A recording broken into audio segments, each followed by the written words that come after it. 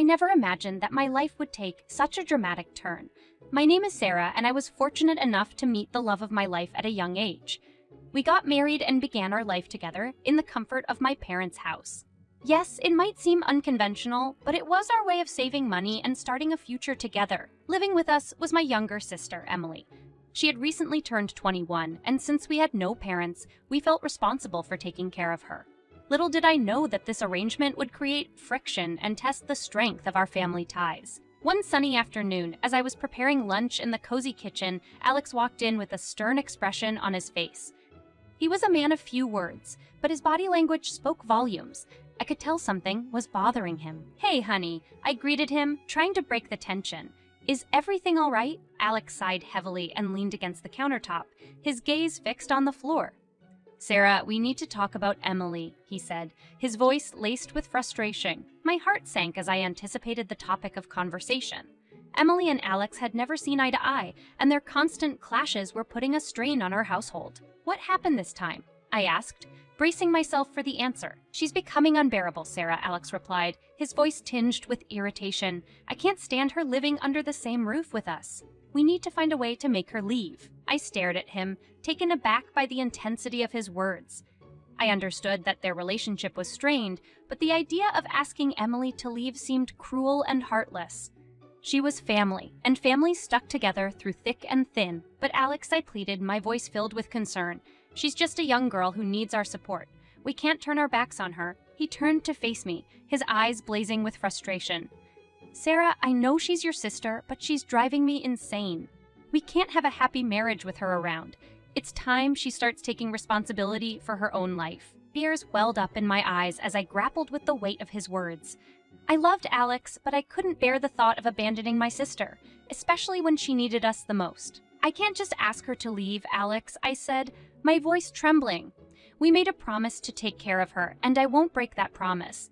We need to find a way to work things out." He looked at me, his features softening slightly as he realized the pain in my eyes.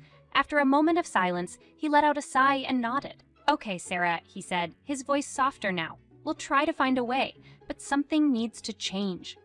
For the sake of our marriage and our sanity." I reached out and grabbed his hand, offering a small smile. "Thank you, Alex. I know it won't be easy, but we'll find a solution. We always do." Little did I know that the challenges ahead would test our resolve and push us to our limits. Our promising beginning would soon be overshadowed by darkness, forcing us to confront the demons within our own home. My husband Alex had always been a challenging person to deal with. His irascible nature made it difficult for him to get along with others, especially Emily. They seemed to clash at every opportunity, and it made our household feel like a battlefield. One evening, as the sun dipped below the horizon, casting a warm glow through the living room windows, tension hung in the air like an invisible veil. Emily and Alex were in the midst of yet another heated argument, their voices rising with each passing second. I stood in the doorway, my heart sinking at the sight before me. It seemed as though their differences had reached a breaking point, and I desperately wanted to find a way to bridge the gap. "Emily, please," I pleaded, my voice tinged with concern. "Try to understand where Alex is coming." She crossed her arms defiantly, her eyes burning with frustration. "I am an adult, Sarah. I shouldn't have to live by his rules. I can make my own decisions." Alex, standing with his arms folded, couldn't contain his anger any longer. "You're acting like a child, Emily," he snapped. "Living under our roof means respecting our boundaries and abiding by our rules. But I'm not a child," Emily retorted, her voice trembling with a mix of anger and hurt. "I deserve some freedom and independence." I stepped forward, trying to mediate the situation. "We all need to find a way to coexist peacefully," I said, my voice calm but filled with determination.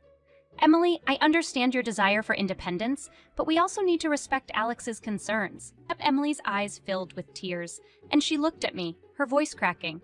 "Sarah, you don't understand. It feels like I'm suffocating in this house. I love you, but I can't live like this anymore." The weight of her words settled heavily on my shoulders. I loved both my sister and my husband, but finding a balance between their conflicting needs seemed impossible.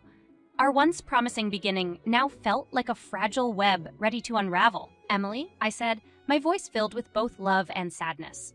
"We're family. We need to find a way to make this work. Let's sit down and have a calm conversation about our expectations and boundaries. We owe it to each other. There was a moment of silence as Emily and Alex exchanged hesitant glances. Slowly, their anger began to subside, and the realization of the toll their disagreements were taking on our family started to sink in. Okay, Emily finally conceded, her voice softer now. Let's talk. As we gathered around the living room, the walls seemed to close in, suffocating us with the weight of unresolved conflicts. But we were determined to find a way forward, to mend the strained relationships and create a harmonious home. Little did we know that the events about to unfold would shake the foundations of our family, pushing us to confront the darkest corners of our lives and forcing us to make choices that would alter our paths forever. As the days passed, the tension in our home seemed to escalate, reaching a crescendo on that fateful evening. The clock ticked closer to 10 o'clock, the time by which Emily was supposed to return home, as per Alex's decree. I paced nervously in the living room, my eyes darting towards the front door with every passing minute. Alex's frustration grew palpable, his impatience bubbling to the surface. "Where is she, Sarah?" He barked, his voice filled with anger. "She knows she's supposed to be back by now." My heart raced as I tried to calm him down. "She's probably just running late, Alex," I offered, my voice filled with concern. "Let's give her some more time." He clenched his fists, his jaw tight with resentment.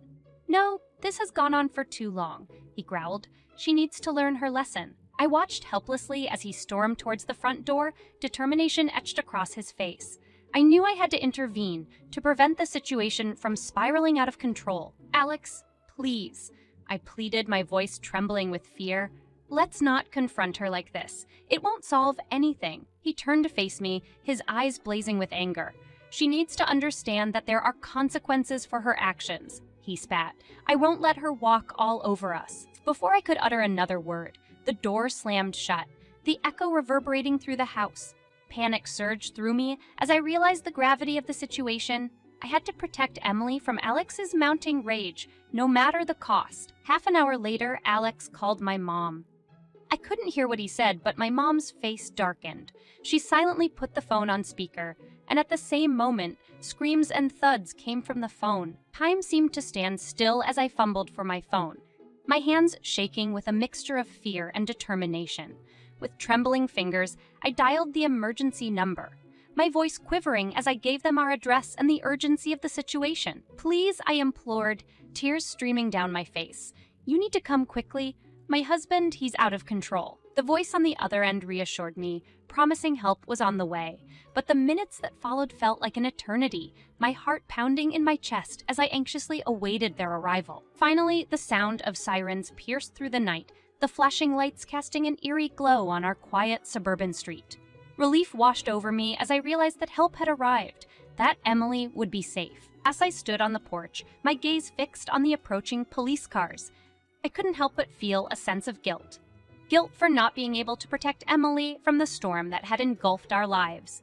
Guilt for allowing the situation to escalate to this point. But deep down, I knew that I had made the right choice. The choice to put Emily's safety above all else, to break the cycle of violence and protect our family from the darkness that threatened to consume us. Little did I know that this would be the turning point, the moment that shattered the illusions of a promising beginning and forced us to confront the harsh reality that lay beneath the surface. The battle for our family's well-being had just begun, and we were about to face challenges that would test our strength, resilience, and love in ways we never could have imagined. The aftermath of that tumultuous night left our family reeling, with emotions running high and a lingering sense of unease in the air. The repercussions of Alex's explosive outburst reverberated through the walls of our once peaceful home. Confrontation. A few hours after the chaos had subsided, my phone rang and I anxiously answered, hoping to hear Emily's voice on the other end. It was her. The tremor in her voice was unmistakable. "Ask Sarah," she stammered, her words punctuated by shallow breaths. "I need to tell you what happened." My heart sank, and I held my breath, preparing myself for the painful truth that awaited. "Alex, he stormed into the house where I was staying," Emily continued, her voice filled with both fear and anger. "He started yelling at everyone, blaming me for not coming home on time. And then he attacked me, Sarah, with his fists." My hand flew to my mouth in horror, tears streaming down my face. The reality of the abuse Emily had endured struck me like a physical blow. How could the man I loved become a monster capable of such violence? "Oh, Emily," I whispered. my voice choked with emotion. "I'm so sorry you had to go through that. I should have protected you." She sniffled on the other end of the line, her voice shaking. "It's not your fault, Sarah. None of us could have predicted this. Just promise me you'll stay safe." My mind raced with conflicting emotions, but a newfound resolve surged within me. No longer would I be a passive bystander. It was time to take control of our lives and ensure our safety. "I promise, Emily," I vowed, my voice filled with determination. "We will get through this together. I won't let anyone hurt us anymore." And with those words, a flicker of hope ignited within me. I knew that our journey toward healing would be long and arduous, but the bond between Emily and me would serve as an unbreakable anchor. These days turned into weeks, and the wheels of justice began to turn. Alex's actions could not go unpunished, and the legal system took its course. His trial loomed ahead, and the weight of his abusive behavior would finally be addressed in the eyes of the law. The day of the trial arrived, and with it, a mix of anticipation, anxiety, and a renewed sense of determination. We were prepared to face the man who had caused us so much pain, to confront him in the courtroom and seek justice for the wounds he had inflicted upon our lives. As we sat in the solemn courtroom, the air thick with tension, I could feel the weight of the proceedings bearing down on me. Emily sat beside me, her grip on my hand providing solace in the midst of the storm. The prosecution presented a compelling case, painting a vivid picture of the abuse Emily had endured at the hands of her brother-in-law. Witness testimonies, medical reports, and photographs laid bare the extent of the physical and emotional trauma she had suffered. Then came the moment when Emily took the stand, her voice steady but filled with the pain of her experience. The room fell silent as she recounted the events that led to that fateful night, her words piercing through the hearts of those present. "Your Honor," she began, her voice carrying a mixture of strength and vulnerability, "I never thought I would find myself here, testifying against someone I once loved. But the truth is, love shouldn't hurt like this. No one should have to endure the fear and pain that I went through." The defense lawyer attempted to undermine her testimony, painting a distorted picture of the events and attempting to cast doubt on her credibility. But Emily stood firm, her determination shining through. As the trial continued, the weight of the evidence stacked against Alex became undeniable. The jury deliberated, and it seemed like an eternity as we awaited their decision. Finally, the moment arrived. The judge's voice filled the courtroom as he announced the verdict. "Guilty?" The relief that washed over us was palpable, a collective exhale in the face of justice served. Outside the courtroom, the media buzzed, hungry for a story of triumph over adversity. Emily and I stood together, facing a barrage of questions, determined to use our voices to shed light on the realities of domestic violence. When asked how we felt about the outcome, Emily's response rang out, her voice steady and unwavering. "This trial was not just about seeking justice for myself," she said, her eyes filled with determination. "It was about shining a light on the darkness that so many others face. I hope that our story inspires change and empowers others to break free from the cycle of abuse." In the aftermath of the trial, we took a moment to breathe, to absorb the reality of the verdict and what it meant for our lives moving forward. The prison sentence handed down to Alex brought a sense of closure, a small victory in our quest for healing and safety. But we knew that our journey was far from over. The trial was just one chapter in our story, a pivotal moment that allowed us to reclaim our power and shed the weight of victimhood. As we walked away from the courthouse hand in hand, Emily turned to me, a glimmer of hope in her eyes. "Sarah, we did it," she whispered. "We fought for our lives, and we won. Now we can build a future free from fear." I smiled, a mix of emotions washing over me.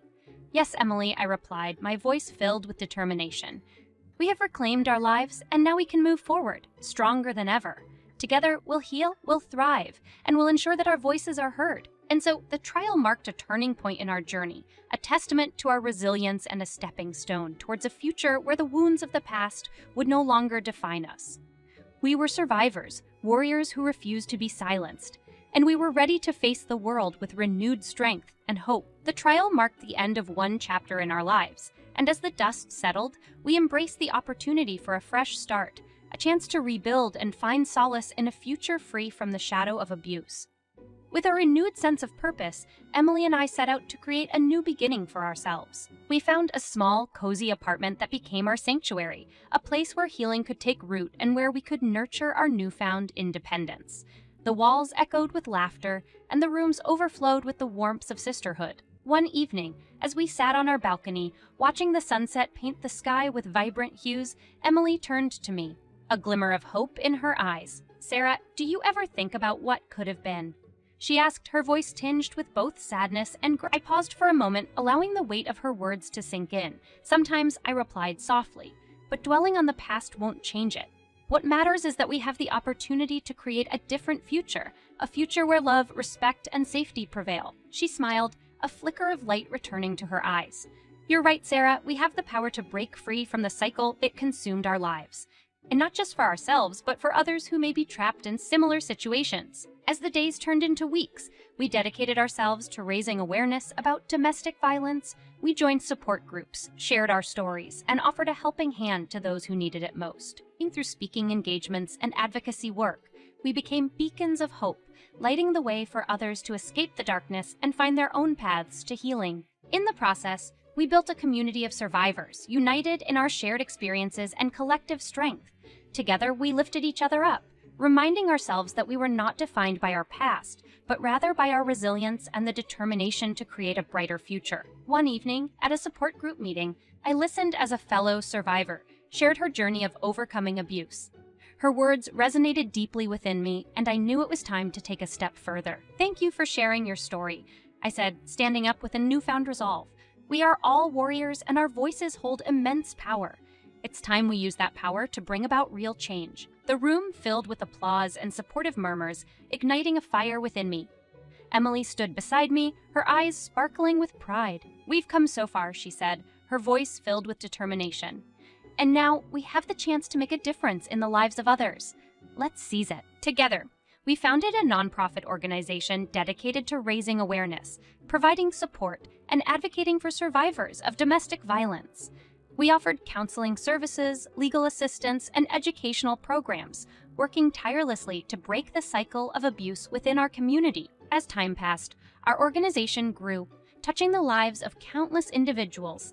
The pain of our past fueled our determination to create a future where no one would suffer in silence, where love and respect would be the foundations of every relationship. In the midst of our advocacy work, we found our own healing. The scars remained a reminder of our strength, but they no longer defined us. We embraced a newfound sense of joy and self-discovery, embracing opportunities for growth and embracing the beauty of life's small pleasures. And so, as we walked hand in hand, gazing at the horizon of endless possibilities, we knew that our journey was far from over. We had transformed our pain into purpose, our past into a source of empowerment. With hearts full of compassion and spirits aflame with resilience, we embraced our new beginning, ready to face whatever lay ahead, knowing that together, we were unstoppable.